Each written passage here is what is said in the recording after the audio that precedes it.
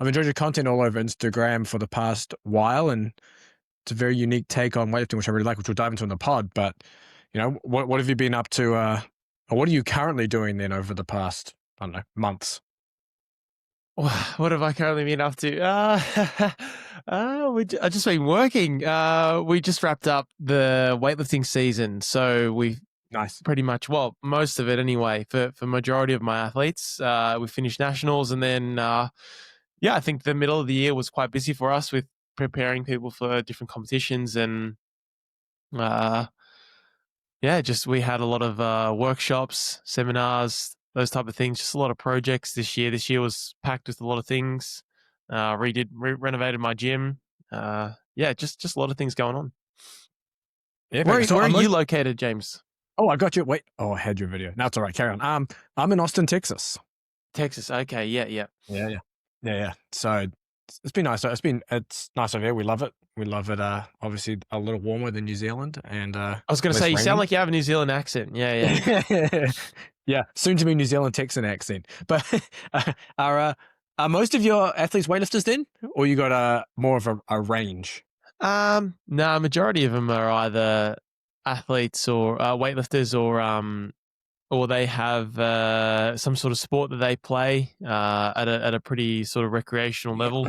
There's a handful of it's masters track and field or like short sprints or but it's mostly just weightlifting. Yeah, mostly weightlifting.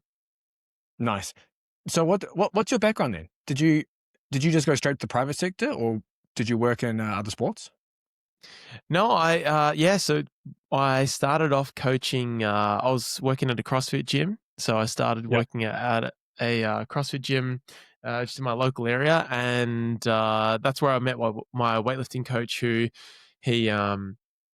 he's this Serbian man, and I think just the accent and his ethnicity almost gives him more credibility than maybe I should have given him back then. But no, he was great, and I learned a lot from that group, and they were probably like one of the better, or probably the best at the time, like CrossFit gym that had a weightlifting, I suppose, that had weightlifting coaching. So if people wanted to get better at it, that was pretty much the place to go to about 12 years ago. So that was a while ago now. And then I ended up just opening my own facility after I finished my degree. I did a bachelor's in human nutrition. I wanted to do dietetics, and then we got this building that we currently are at now. And it was like I either go down the path of doing honors alongside it and then do masters in dietetics. And I decided to just follow through with the business and commit to that. I actually enrolled in an osteo degree and then the day of like the orientation, I just didn't sign up. So I just committed to the gym, and we've been at this place for the last 9 years, and it's slowly changed over the time, and up until, let's say, maybe the last 18 months or 2 years, we've really committed to weightlifting. I used to offer like a lot of just Gen Pop sessions, or originally a CrossFit affiliate, just to get more members in the door. Yeah. And then it just didn't really fit with my philosophy around training, so I just wanted to just focus on weightlifting and do that. And then I suppose here we are. I've just collected a few athletes over the years and developed them. Yeah, that's awesome. And yeah, I know what you mean on the Gen Pop side. It's soul crushing to have to Some go people down love that it, road. and I don't know. Yeah, And it's just not me. And a lot of people are really successful with it, and it certainly attracts. Like it's the option, I think, if you want to make money. And it is. Yeah, for sure. I think it works really well, and I think they've proven that it does that. But I just can't fit into it. I don't understand it. I couldn't even write a program like that for a month, and just I feel like every week they need something new, or like they get a dopamine hit out of doing the same workout in a different order, or I don't understand. It's not for me. We want to actually get good at something, and Yep. or be very good at something, and that requires coaching. Yeah, exactly. And I actually wanted to go through some of your weightlifting. I know this is the Combat Sports podcast, but there's a lot in your weightlifting philosophy that carries over, at least from what I've seen from your Instagram? So for anyone's interested, just search out Brandon Accardi on Instagram. You'll find his stuff. I mean, you get a few reels hit like over 1 million views, which is pretty crazy. And I have a feeling it's probably because in the Olympic weightlifting world, the things that you're saying and doing go against most Olympic programs, or I should honestly probably all Olympic programs, at least from what I've seen with my wife and us traveling around the world with different weightlifting countries and things like that. So it'll be interesting to kind of go into your philosophy around that and how your training for Olympic weightlifting specifically is maybe different from maybe how others approach it, or at least maybe a more traditional approach.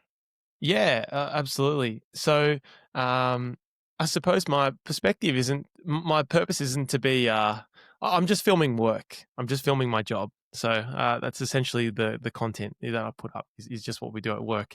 And, the purpose isn't to be like, contrarian for the sake of it. It's just to sort of maybe show, what we do. But I did the, very stock standard, weightlifting program for a good 8 or 9 years. And when I mean the traditional one, I've got my coach's program from 1980. It's in my cupboard. And it looks I did that program, so I literally did his program from then. And so he'd send me a new program. He'd go look through his files, and then he'd sort of reproduce the same sorts of things that he did at the Australian Institute of Sport, and that was inspired by a lot of Russian, Bulgarian coaching, and Was just that like whatever a lot ideas of they had at squat the and time. pull? Is that a lot of squat and pull volume? Yeah, like Yeah, but it's essentially how I like to think of it is it's just the same program every day, every session. Just dude. If there's I go, maybe you go on. I'll say something after. No, that's okay. But it's the same session every day. So it's the same things. It's just snatch, clean, and jerk in some form, whether it's, maybe you don't jerk that day, but you did pulls the day before, it's cleans. But it's the same thing. So I tried that. It didn't really work for me. And I just kept getting lots of injuries. So it's just a matter of problem solving those injuries, and those require more varied training. So we still do some of the things that the traditional method is. Like our weightlifting our weightlifting programming is very basic. So they go heavy, snatch and clean and jerk majority of the year, every week. But that's just one day in the program, and then there's 5 other sessions or 4 other sessions where they're trying to develop the qualities that are necessary for that. And that sometimes means not using a weightlifting exercise or not using a barbell to do that, and often leads to a really high level of stimulus to be produced on the targeted tissue or the targeted adaptation that we want. We can be very specific because we are not looking at it through the lens of always using a weightlifting exercise. If you're anything like me, you're short on time. Kids, family, work, training, and having to cook meals on top of that is just not going to happen. So I'm happy to announce Trifecta Nutrition are sponsoring the podcast. You get epic meals like these ones: turkey taco bowl, Texas barbecue protein plate. These are a couple of my favorites. But it means you don't have to prepare all your own meals, and it makes getting and good nutrition relatively easy.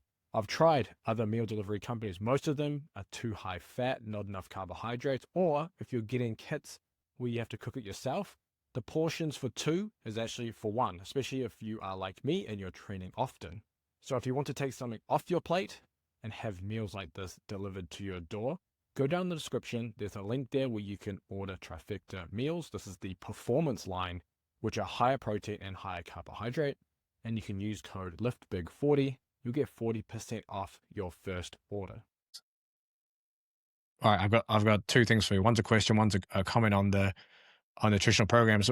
When we were in Romania, my wife was training for the Olympics, and she was training at full time at one of the weightlifting clubs there. And just like you mentioned, with the kind of repetitive and same thing, like she would know the entire week off by heart, for the next week because it will be exactly the same. So certain days it was squats and pulls in the morning. In the afternoon it was maybe, I don't know, some of the classical lifts or powers or whatever. And it was just exactly the same every day, but just like a ton of volume, like 8 sets of 5 kind of volume. And it was just, it was, I mean, it was tough for her because she's an old, at the time she was an older lifter in her career. She'd been competing for so long, but yeah, it's brutal. So Some your of those wife went to the programs, Olympics? she missed out by one spot. Okay. Yeah. And yeah, brutal. That's amazing. Yeah, Just yeah, amazing to it's get to that amazing. point. Exactly, exactly. I mean, she won the Commonwealth medal in 2018, bronze medal in 2018, and then when it was going for Tokyo, missed by one spot because they had that stupid rule where you could just weigh into another weight class and take all your Roby points over. so, so one of the I think it was a Turkish athlete just weighed into her weight class and then took all her points from the lower weight class up. Oh, yeah, Yeah. that's okay. That's tough. Yeah, it's brutal. It's brutal. Now, the other thing I was going to say on what you were saying, back to your program. So, typically, when, I guess in weightlifting, when people are talking like, people use weightlifting exercises to develop, I guess, the qualities you mentioned, how you do other things to maybe develop some of those qualities and be more targeted. I guess Yeah. within like a typical weightlifting program, people are going, hey, I need more speed, so I'm going to do more power variations or whatever it is. So then what are you doing then that's maybe a little different, or how are you targeting some of these qualities then for these weightlifters that isn't just doing more weightlifting? Yeah, to go back to the comment earlier of like, your wife knows the program off by heart. A lot of my athletes know the program off by heart as well. Every week it's the same thing. It's just each session is a different type of session. So like every Monday they do hang snatches. Every Wednesday they do Kaiser and so on. But there's structured variability. Mm. Is suppose how I look at it. So. Then with how we're targeting it, sometimes it's just as simple as doing weightlifting, but just doing it faster. So just putting maybe a speed or a metric on there, so that we're just establishing like we need to move this weight quicker, or we need to maybe we want a slightly faster eccentric, and our goal here is not to progress the load. It's just to we're just going to try and progress how fast we can move this exercise.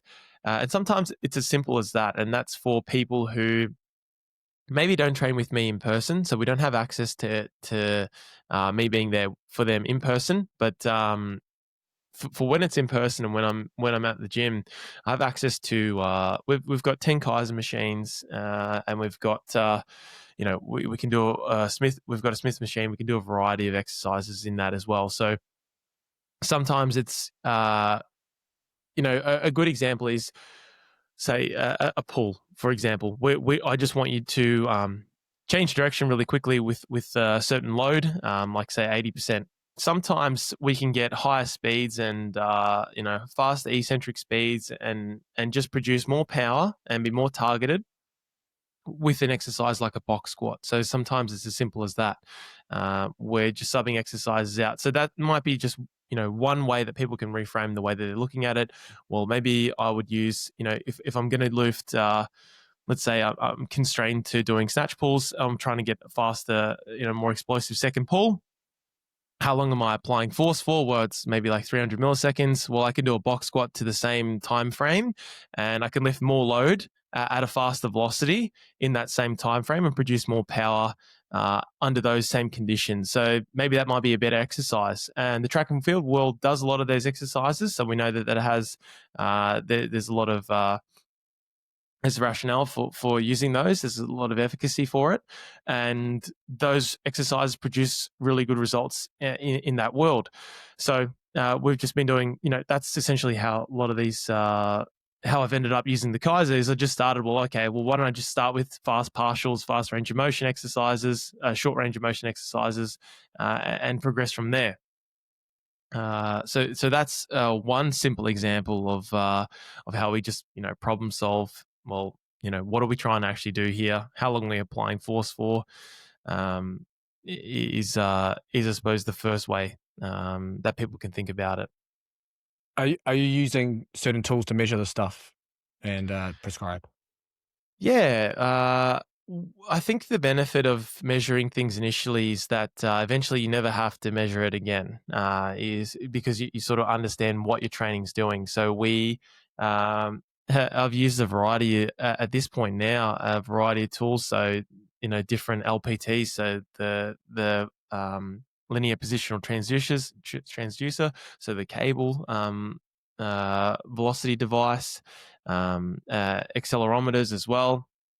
Even tried to make my own accelerometer. Still working on that, but yeah, variety of those tools, and essentially just tested a number of movements that we would use in our training, all the ones that I would use currently, and just wanted to find out what do they do, and what are the sort of minute details or differences between the exercises, and then from there we've just said, okay, well, based on what we want to achieve in these type of sessions, this exercise is best suited to that.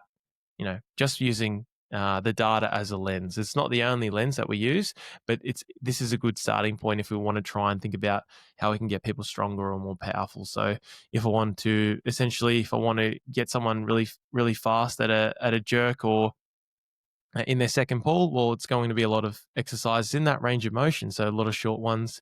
If I want to get someone strong, I probably need bigger range of motion.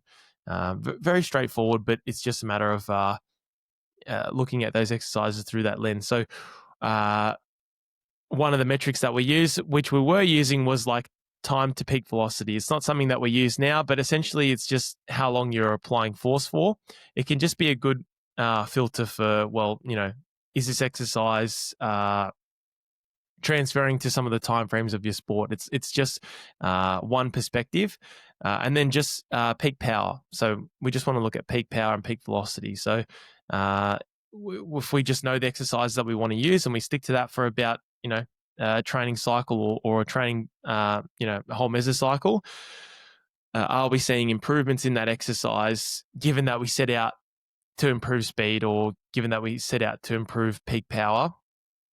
Just having those metrics integrated into the training system, we can just make sure we're progressing and developing those metrics just by tracking it. So it's those have been some of the tools that have used, and then ultimately it's led to me transitioning from that to just integrating Kaiser into the program, which just has it all integrated into a user into a screen, and it just tracks your peak power and the resistance that you use, and that was the final, piece for me in simplifying the training process and making it possible for a person who's not clued in about what we're doing to be able to just train hard. So my Gen Pop members, mums and dads, just come in and I say, I want you to increase peak power. I want you to try harder next set, beat this number.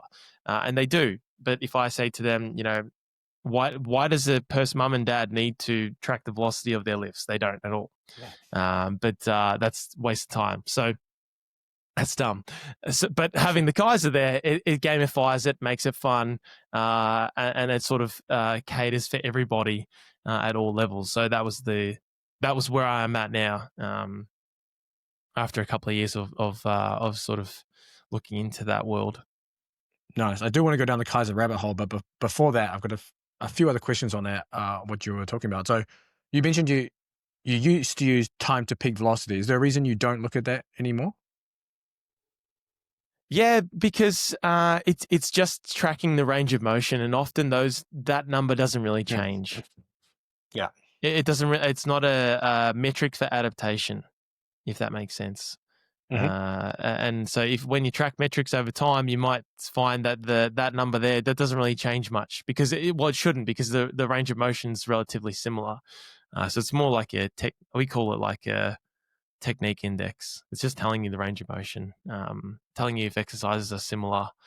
But it's just it's a bit of a rabbit hole. But I think if you just look at it through the lens of, well, this is sometimes I don't like to bring it up, but I brought it up in this scenario because people talk about ground contact time and they talk about how long you're applying force for. So it's a good one to bring up, but it's ultimately not a measure of adaptation. That's why I don't use it. Gotcha. Yeah. And I'd assume as well, maybe different styles of the way people pull from the floor might influence that as well. Some people might be slow off the floor, maybe. I don't know if that and if they're exactly. And I think that's where it's useful. So, if we're looking at the if we're looking at just that number, it's needs a lot of context. So looking at the force trace, the velocity trace will tell us more. So just looking at the velocity trace, and we'll just see is it a nice smooth build? So are we building velocity throughout the rep, or are we really really slow off the floor and then there's this enormous spike? So are we not coordinated in that first part or in that transition from first and second pull? So that's how I think it's more valuable just to look at the curve, or just look at the athlete and go, you're so weak in your first pull, do exercises that are going to develop that. Get strong, get good, get strong quads, get strong in hip extension. So yeah, there's many ways you can look at it, but I find the velocity trace is just interesting for the first time whenever you're explaining it to someone. Mm. Yeah, it's interesting. And we talked about some of the qualities. I guess I think peak power sounds like a really strong metric you like to look at. But what are the qualities you're typically looking to target and change? Whether it's muscle structure, physiology, anything like that, even just outputs. I guess within some of these, we'll call them accessory movements, things that are outside of weightlifting. What are you looking to really change for these athletes to transfer back into their sport? Yeah, exactly. I think, as we established earlier, so like my weightlifting programming, people can just assume it's very, very basic. It's very simple. It's just snatch and clean and jerk. That's it.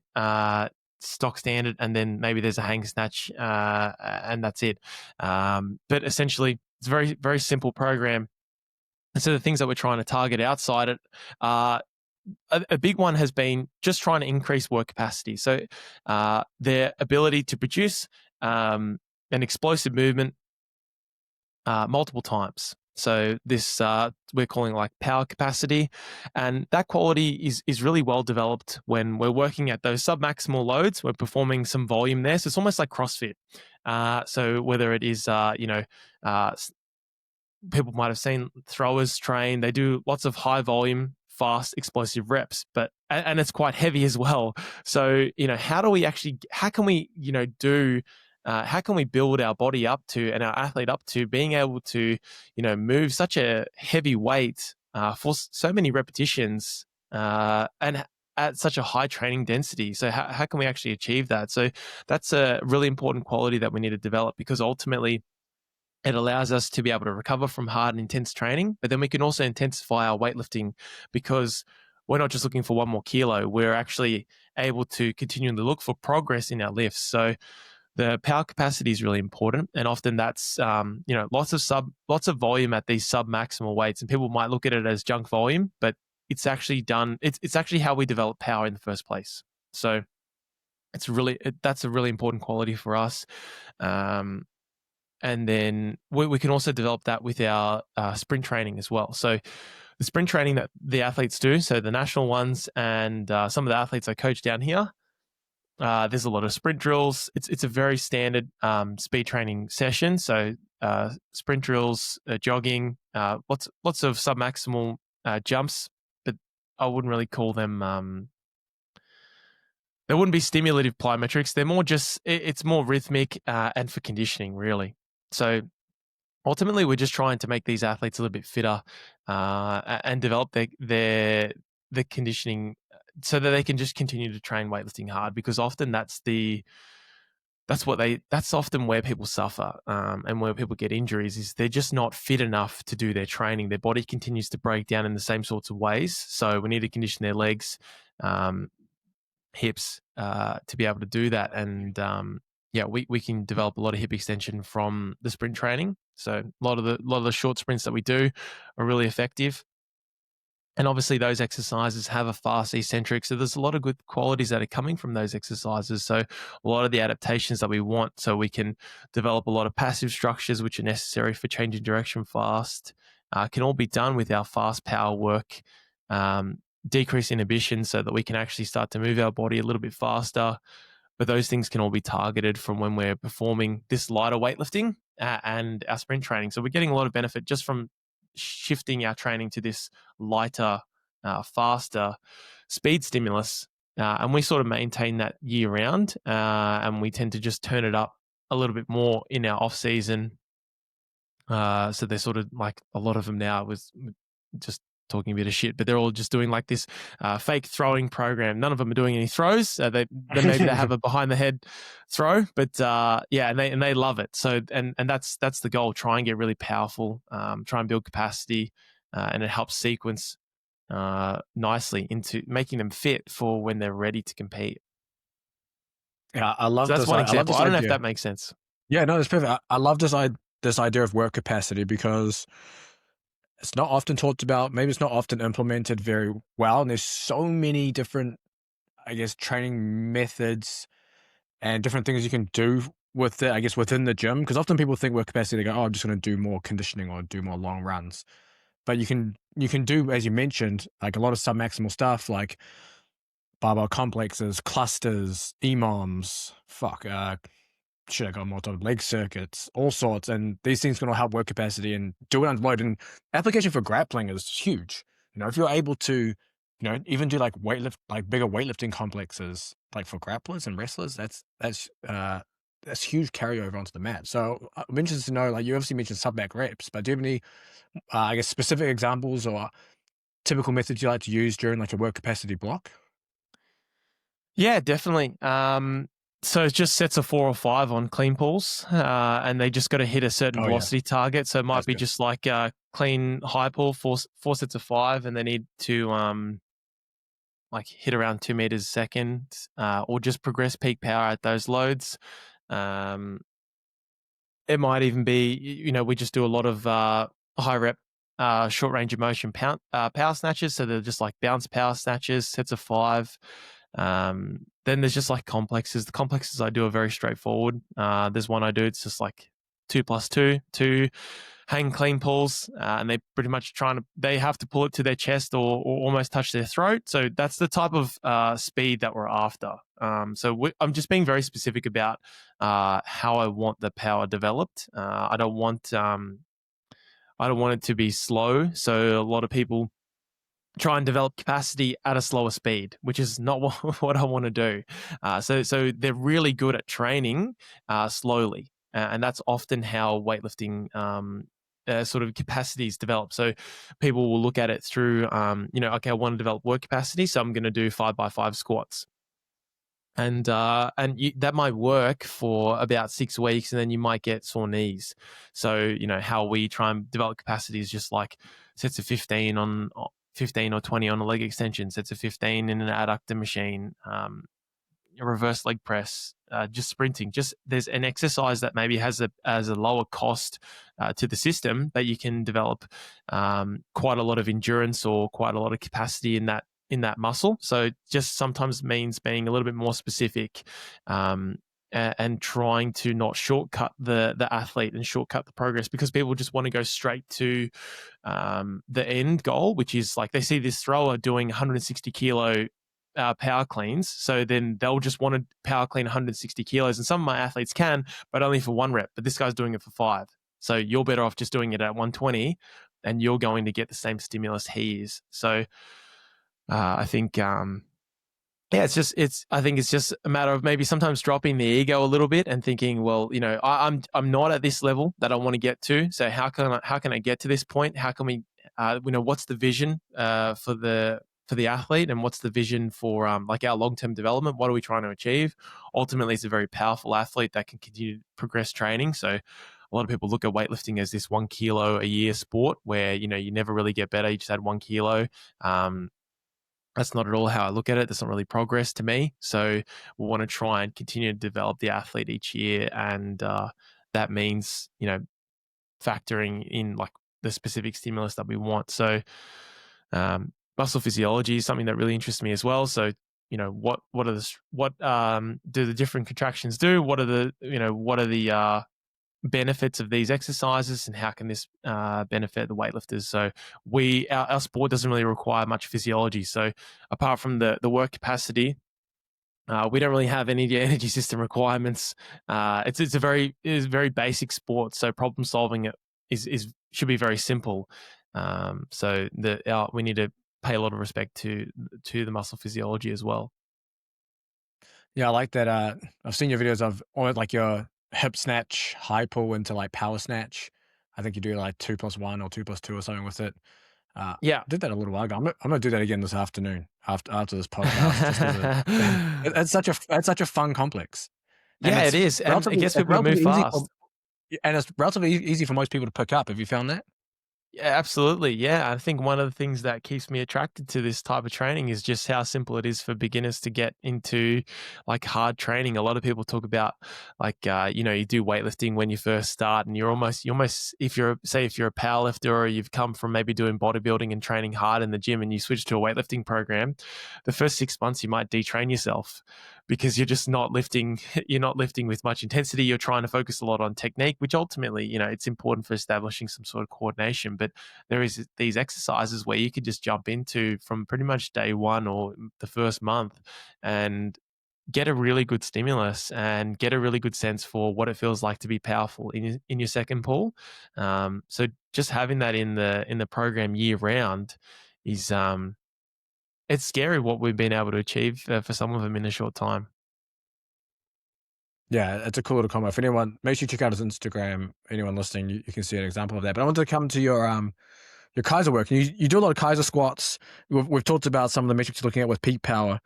My question is on the way the squat is performed, or how you typically like your athletes to perform the squat. Because on the videos, you have some guys that come down fast, some athletes that come down slower. Is there uh, are you instructing that at all, or all you care about is just do whatever you need to do to get a high peak power score on that concentric?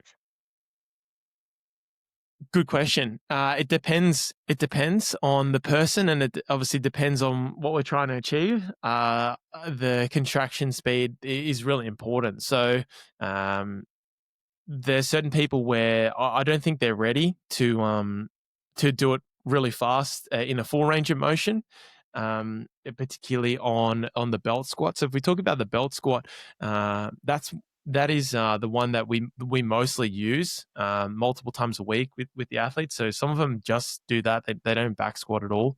They just use the belt squat, and there's one athlete I have. She's a lot younger. She's 19, so I don't really see the need for her to be back squatting. She can just continue to just do Kaiser, and maybe later on we can worry about that. But the main thing is there's just a lot of compensations when she does her back squats. But as far as the speeds of the eccentric, so some athletes, if they can drop fast, they will. I'll recommend that. But the thing is, when we do a lot of fast eccentrics, you're using a lot of passive structures to change direction, uh, and that's not always good, because we want to make sure that we are training at different speeds to target different muscle groups. Um,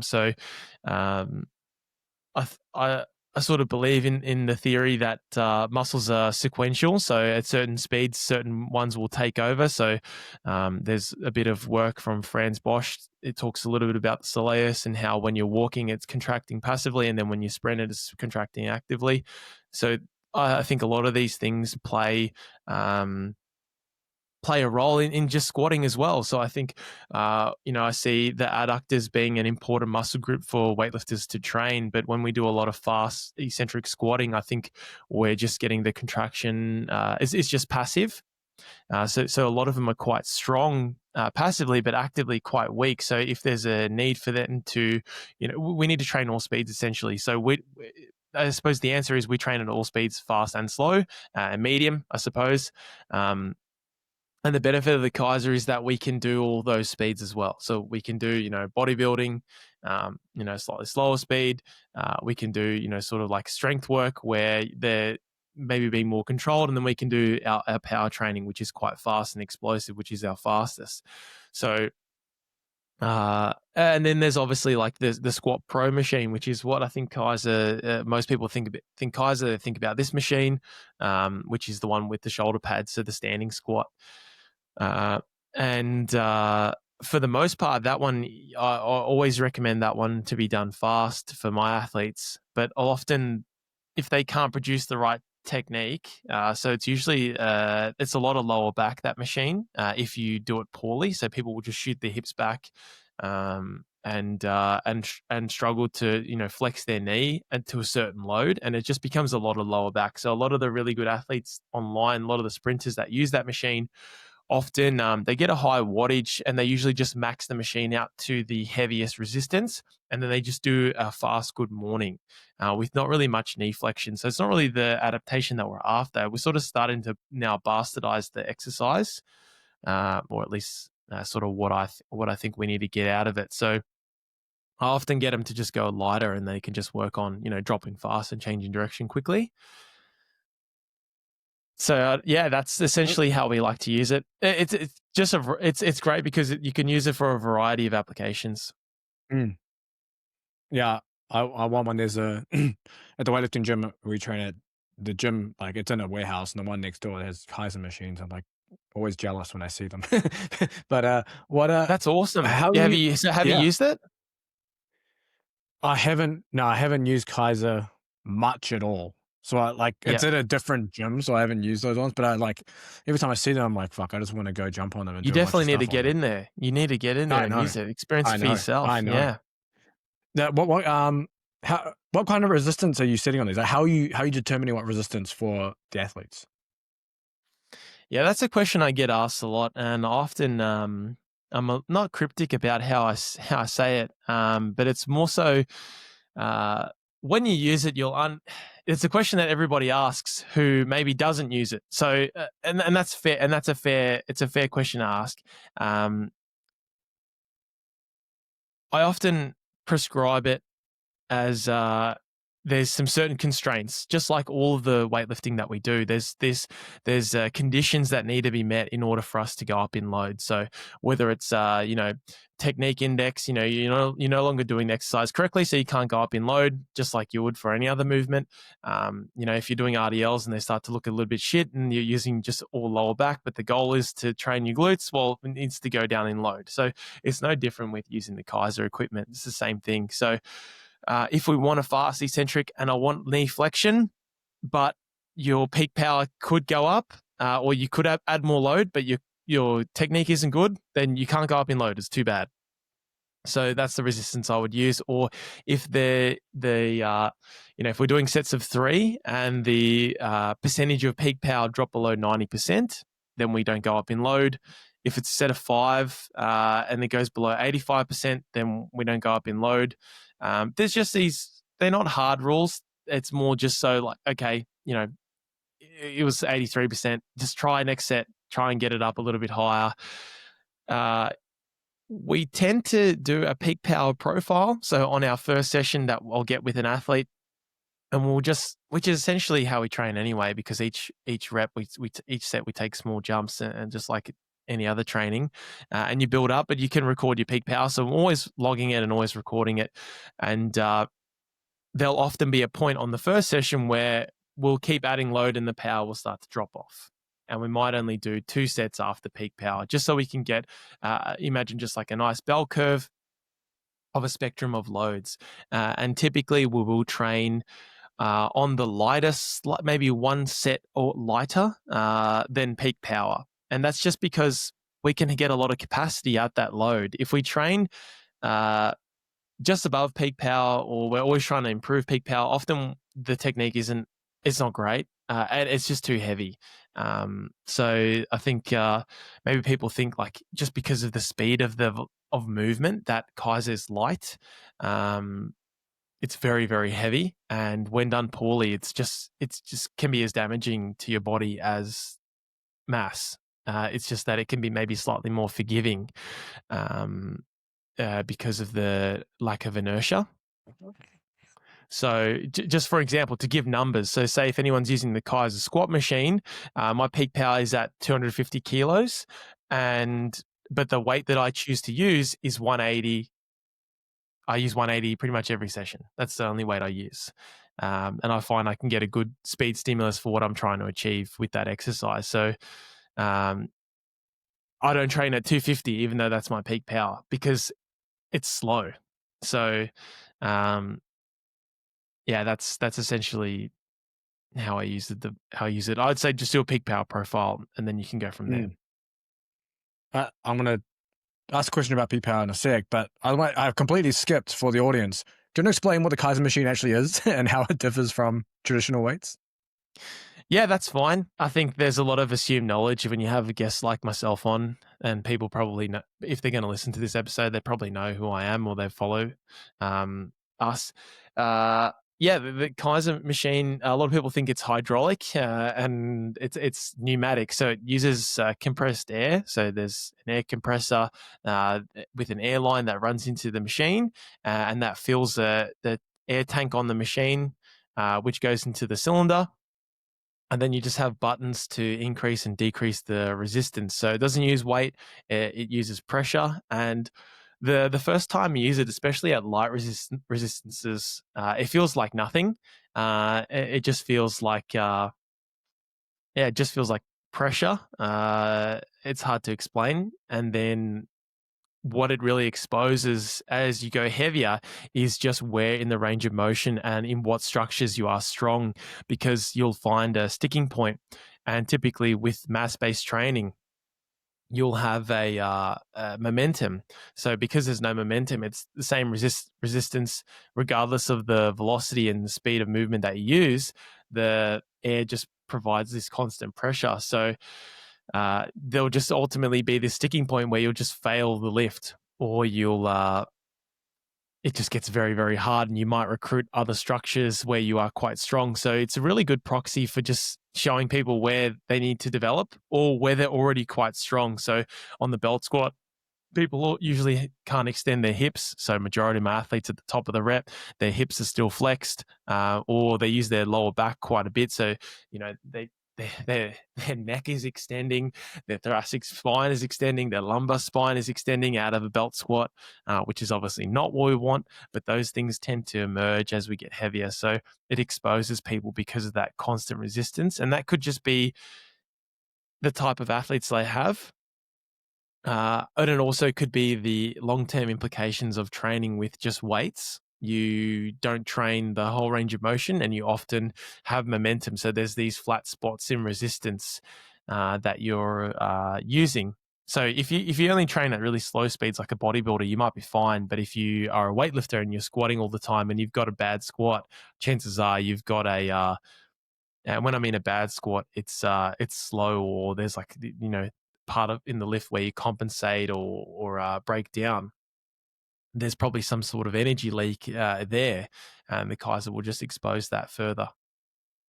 Would you say it's similar then to like flywheel in terms of how resistance, because I haven't flywheel used a gives no dead flywheel, spots? so I don't know Okay. how a flywheel feels. But the only thing is, yeah, I don't know how you can sort of keep progressing it. And I think with the flywheel, it's like whatever energy you put into the That's what flywheel, comes back. you'll sort of get out. It's like 1-to-1. But again, I didn't use a flywheel, so I don't know. All good. So you mentioned about peak power, and obviously there's different schools of thoughts around using power as a metric. Typically, you'll hear people say like they don't bother about maybe optimum power load or peak power because it's in the middle of the force velocity spectrum. So it's not high force, it's not really high forces, it's not really high velocity. So they don't bother with that, and they kind of train either end because the product of those is power. So you mentioned obviously you train a little bit under your peak power anyway, but it'll be interesting to kind of hear your thoughts around, I guess, maybe that school of thought, what you subscribe to around developing power and training at these power loads versus maybe other schools of thoughts where it's like, I'm just going to train really heavy, I'm going to train really fast. Yeah, so it's funny that graph there is a graph that's been used to explain an individual muscle's force and velocity behavior. So it's I think it's been adopted to show to fit exercises along that Right. curve, where perhaps it was originally designed to show, behavior of individual filaments and to explain, this is what this muscle is designed for. Glute is designed to produce large forces. Its contraction speed is maybe slightly slower, so its curve maybe looks slightly different to another structure. But yeah, I don't really use that concept. That I don't really sort of I don't know. I forget that concept exists, the force velocity curve. Yeah. So anyway, so then it's difficult to say how other people might feel about the power metric, but as we've established in this podcast already, there's conditions around how we're developing the power. So it's not essentially like how we're not trying to bastardize the exercise to continuously progress power. So it's not. It's then that would be a means to an end. So we have these specific conditions that we want to try and meet, so that it means that whenever we improve power, we are definitely adapting because we've got these set conditions around the exercise. And then ultimately, you just have to do it and just see if you're getting better. I think we still have, this is a couple of exercises in amongst a program of 30 exercises a week, maybe more. So this is 2 or 3 exercises that are slot into this power framework. There's lots of exercises fit under this power framework I have, but this is just 3 of them where we're using on the Kaiser squat to develop this quality. So if we're jumping higher, if we're lifting heavier and faster, and we're progressing in our, if they're a short sprinter, if they're sprinting faster, less steps, 10 meters, whatever the metric is, they're getting better, then great. That's a good concept. That's got efficacy to it. So I think, you got to use these concepts and see if they work for you. But I don't subscribe to the curve thing, false velocity curve. Perfect. Yeah. As you mentioned, it is based off single muscle fiber studies. So, and then obviously it's just been kind of extrapolated out and given these labels of speed, strength, speed, etc. And I use those terms to systemize my coaching. So I use like we have speed strength in our program. There's certain exercises that are for speed strength. There's certain exercises that are for we call it elastic power, which is the short range of motion. Then we have DIS, which is the consecutive reps. So we use a lot of the terminology, but ultimately it's just it's so we can. There's a coach, Dr. Chris Dale. We share a lot of ideas together, and we do workshops together. So we've just tried to create a system so that we can both keep communicating, and we're both on the same page when we're talking about training. And these terms are ultimately meaningless, but they mean a lot to us because they're how we systemize our coaching. So I think perhaps people have gotten a little bit too far with rejecting sort of the terminology, where the terminology is actually really important. Like we started calling exercises like coordinative strength. Like obviously that's ridiculous. Everything is coordinative strength. Like everything is coordination. But there's there's a bucket that we've created, and these exercises go into there because it suits how we've organized things. So ultimately, you have to be a little bit reductionist when you're actually coaching, but for a research perspective, no, you have to be quite specific about the language you use. But we're not researchers, we're coaches, so I think that makes it easier. Yeah, perfect. It'll be interesting actually because you mentioned organization, to go through maybe what a typical week structure may look like, because people might listen to this and be like, oh yes, sweet, I'm going to blast all of these Monday, Tuesday, Thursday, Friday, Saturday. And, obviously people can like to get overzealous for certain things. So interesting to hear kind of how you plan this out through the week. So basically you're continually making progress and maybe not blowing people up at the same time. Absolutely. Yeah, that's a very good point. And we actually put a lot of this information out. And then I had a friend of mine, Jack Edwards, do a presentation for my coaches portal to talk about, long-term athlete development and power training, and how, just this isn't the whole program. This is just a part of it. So our typical week is about a 5-session program. So there's Mondays, which is our power session. So this is where it's typically a heavier power session. So it's they do a heavy hang power snatch or a hang snatch, and then they have their Kaiser work and some jumps on that day. Day 2 they typically sprint. Then there's a strength session that follows that. So this is their speed strength exposures. So it might be heavy step ups, squats with a velocity cutoff, and then any other accessories that go well in there. So a good strength session for us is typically like a throwing strength program. So squats or box squat, close grip bench, and then it's usually RDLs, split squats, or whatever other upper body accessories they need to work on, reverse leg press or whatever. So we can be a lot slower than, say, a track and field athlete. They probably don't need that slow of a session. They might have, sort of the heavy power might be as slow as they go, depending on the season. So that's for our weightlifters, and then they've got one more power session to go, which is the faster speed work. There's a bodybuilding session, which is usually a bodybuilding circuit, and then there's their comp session, which is snatch and clean and jerk. So it's a 5-day structure. That's how I've systemized it. In season, they do the comp session, so snatch, clean, and jerk heavy, all pretty much, for about 8 months of the year, 6 months of the year. And then if they're not competing, I like to split the lifts up, and the organization is slightly different. It's a little bit more, I suppose, GPP style. So just really a throw, honestly, how a thrower would probably train, or if I was to train a thrower, that would be the program that they would have. So that's how a weightlifter's trained for about 4 to 6 months of the year. I love the outlook on it, because it goes so against so much of the traditional weightlifting with the lifts. Because are you just doing like the snatch and clean and jerk once a week there most of the time, like just the full lifts themselves, and the rest are just variations?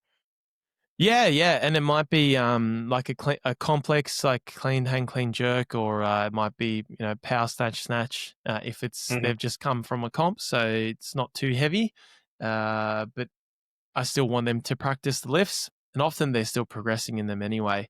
But I think the main thing to understand is, as long as especially if the athlete's very coordinated at weightlifting. So a lot of people that I coach, they're very good at weightlifting. Like they're actually good at weightlifting, but they're not very powerful or strong or muscly, uh, or good athletes. So I think that's where these concepts haven't been needed to develop, where the best weightlifters are also the best athletes. If you can clean and jerk 230, you're a phenomenal athlete. Chances are you can Hmm. probably do a backflip. You can probably jump very high. You're probably very jacked and muscly. Regardless if you've had, support, pharmacological support or not, you're a very, very good athlete, and you're probably a very good athlete to begin with before weightlifting. Whereas some of the people, that I work with, they're very good at weightlifting, but they lack a lot of the qualities that are necessary to continue to intensify their training. And it just so happens, it's just too bad that that we need to train like this in order for them to make long-term progress. So ultimately, it's just a long-term development framework. So uh, they train like this. The idea is that they train like this for about 5 or 6 years. And then after about 5 or 6 years, then we probably have a really good base. And then we can focus more on weightlifting. So the training can become slower after that time. So a good example of this, of someone who hasn't had as many pieces skipped in his development, is Lockie, the bobsledder, who we were Hmm. obviously initially He's a trying to do it. fucking beast, man. Yeah, Holy he is shit. a beast. He is a beast. Yeah. And so because he has a background as a decathlete, he's also a phenomenal human. So he has a lot of these natural gifts, but he trains very hard. So he's able to develop these natural gifts that he has. And because he hasn't skipped pieces in his development from being a decathlete and having varied training as a younger person, he's gone through a part of a long-term development pathway already. So now in his mid-20s, when he's wanting to develop his weightlifting more, the program is very simple, and the program can actually be a more basic, quote unquote, traditional approach with those other elements alongside. So it's not as necessary for him to be, for us to be focusing always on the power training, because he's got that sorted. Whereas many Mm. others are not him, but in order for us to progress, we need to first get to that point. So I think the way that I've just gone about it has just been to create a long-term development framework for weightlifting. And then ultimately, I think people are scared to do that because maybe they are worried about what the athlete's going to say. But ultimately, it's like, do you want to get better or not? Are you constantly getting injured? Well, this is the fix. You need to address these problems that you have, and then you can actually progress. Mm. It's almost like you're just trying to get them to a point of like chronic, hard or high intensity loading over weeks and years, and that's just giving you a solid base to continue training from and not run into so many issues. Yeah, and the issues are like, constant injuries, tendinopathies, which are very easily resolved. But varied training is only one part of reducing those tendinopathies. Often it's just the muscle filament is not elastic enough to handle those large forces, so that the tendon and the other joints take the load. So if you can develop the elasticity in the muscle, it can be protective against that. So I think it's more of rationale to get the athlete to sprint, or if they can't sprint, there's a serious problem. Means your athlete is not fit. Your athlete, if you can't just deploy sprinting into the program for your athlete, then your athlete is not conditioned enough. They are not of high enough quality. They need to be. They need to be better. They need to be more athletic. So it's I think it's very simple if you look at it through that lens. It's like, oh, they're maybe you could say they're a very fragile athlete if they're not able to deploy that. Obviously, you got to do it safely and slowly when you're first starting. Sled pushes, slower work. You can spend a lot of time doing low intensity jumps and whatnot. But ultimately, yeah, I think it's necessary for their development. Nice. And to round this out, you mentioned Franz Bosch earlier. Is there any other maybe friend, and you mentioned coordinative strength as well. So is there any kind of Franz Bosch influence that's made its way into your program at all? It'd be Recently, interesting. yeah, very recently. Well, I've always been a fan of the Rob Gray, sort of the coordinative lens. Mhm. And I often maybe I suppose people think I maybe ridicule the technique lens or whatever it is, but it's more so problem solving performance through technique is obviously what I obviously after people listening to this podcast to get a lot more context as to how we train. If we were to just look at, well, okay, your technique's bad, so we need to keep working on that. That's not a long-term development lens. That's just a reductionist way of looking at training. And a lot of and obviously Rob Gray is very I believe he's been mentored by Franz Bosch, and a lot of the concepts are shared. So I've been familiar with his work, but just recently, Dr. Chris Dale, has been in my ear about certain things. So we've just been wanting to adopt some of these principles, but those things are probably they're less important. As far as like training harder, and sometimes they're about not training hard, but often it's just a matter of do you feel the key muscle group working? Like if you do weightlifting and if you have small quads and a small ass and you've been doing weightlifting for 10 years, chances are you might need some Franz Bosch to activate and bring some awareness to those tissues so that you can train them harder. So I think it's great information. Perfect. And one last question, because we had one in the live chat just now. He's asking, he recently found panda pools. I guess panda pools, fast pools, power pools. There's like a billion name for them now. I guess your high Yep. pools. Are Yep. they a good replacement for power cleans in your opinion?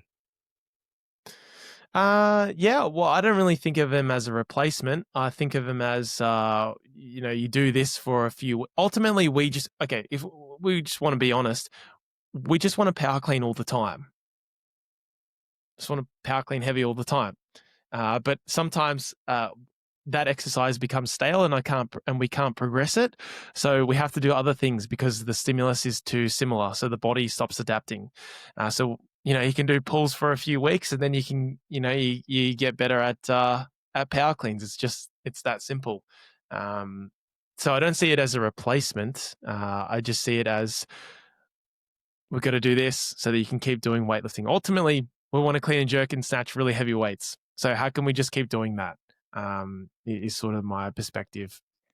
What Where about I for think, sporting athletes? Like you have Lockie there, who well, I mean he's weightlifting now, but maybe if it was just on bobsled as an example, would you ever see maybe those panda pools being a replacement for power cleans? Maybe if I don't know, maybe someone can't rack the bar, I don't know, something like that. yeah, obviously, yeah. If someone can't rack the bar, absolutely, yeah, absolutely. Oh, often we don't do many pulls. Anyway, I'd rather just get them to do a box squat and then they come back to it. So I cycle a lot of the progressions. But yeah, I think they're fantastic. It's I think it's fairly obvious at this point. You know, if you can't rack the bar, do the pulls, be explosive. Yeah, pretty straight. I think it's fairly straightforward. Hopefully this person, if you can't do a power clean, then yeah, do pulls. If you want to get better at power cleans, yeah, do the pulls. Why not? Yeah. Nice. Perfect. That brings us to the end of this, Brandon. Where can people find and follow you? Keep up with what you're up to. Yeah, people call me Brandonna, which is quite frustrating. It's Brandon A _ on Instagram. But yeah, that's the main place I'm sort of active on. I've been having a bit of a break from social media or just spending a little bit less time on it the last month after nationals. But I should be putting out some more consistent stuff over the next couple of months. So yeah, find me there. That's where most of the stuff's being posted.